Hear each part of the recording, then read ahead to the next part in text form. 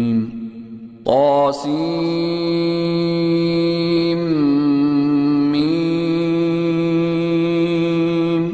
تلك آيات الكتاب المبين. لعلك باخع نفسك ألا يكونوا مؤمنين إن نشأ ننزل عليهم من السماء آية فظلت أعناقهم لها خاضعين وما يأتيهم من ذكر من الرحمن محدث إلا كانوا عنه معرضين فقد كذبوا فسيأتيهم أنباء